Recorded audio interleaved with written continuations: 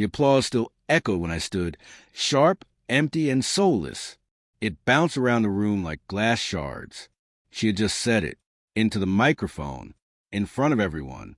I owe it all to Jaime, my secret lover. My husband never had what it takes. The crowd laughed, clapped, even whistled. They thought it was bold, edgy, a punchline. I didn't laugh. I didn't flinch. I just reached into my coat pocket and pulled out a small black box, neatly wrapped, understated, cold. I walked slowly to the maze of polished shoes, fake smiles, and champagne flutes. She looked down at me from the stage, triumphant, glowing like her own victory parade. I stopped in front of her, held the box out with one hand. From your biggest failure, I said, calm, cold, quiet. Then I turned and walked away. She didn't open it immediately, but I knew she would. And when she did, when her fingers pulled back the paper and lifted the lid, the screams began.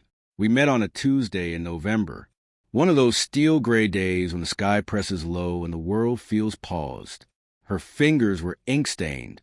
Her eyes burned with ambition. She said she wanted to tear down injustice, one court case at a time. And I believed her. We weren't rich, but we were something. She studied while I worked. Security guard at night, warehouse grunt by day. I'd come home exhausted, but I always made her dinner, sat with her on the floor, and quizzed her with flashcards until she fell asleep on my chest, mumbling that she couldn't do any of this without me. Turns out she could. She just didn't want to. The first crack came 6 months ago. A late-night message lit up her phone while she was in the shower. Asterisk tonight was electric. Still smells like your cologne. Asterisk. It wasn't from me.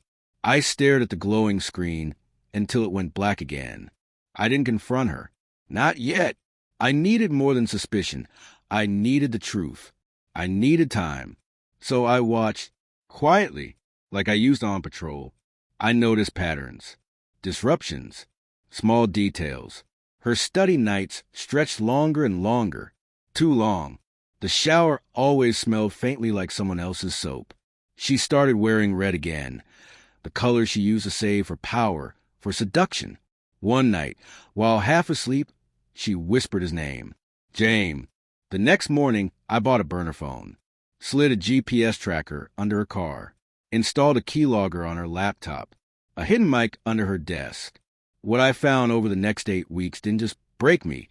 It turned me to stone. He wasn't just a fling. He was her classmate, her golden boy, Jaime, with his polished grin and effortless charm. I heard the way she laughed with him, the way she used to laugh with me.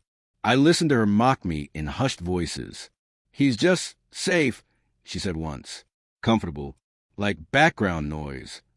I saved everything. Screenshots, voice memos, photos, snippets of their calls. They're sneaking around. Their secret meetups. But I didn't yell. I didn't cry. I didn't throw plates against the wall. Real revenge isn't fire. It's frost. It's silence. Precision. Patience. I opened a separate bank account. Quietly sold joint assets.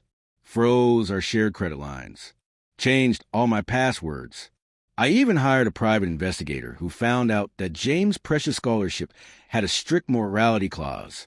Then I waited. Graduation day arrived. The perfect stage. She stood there draped in accolades and fake humility, giving the kind of speech that gets printed in newsletters and Instagram captions. She thanked her professors, her classmates. Jaime, not me.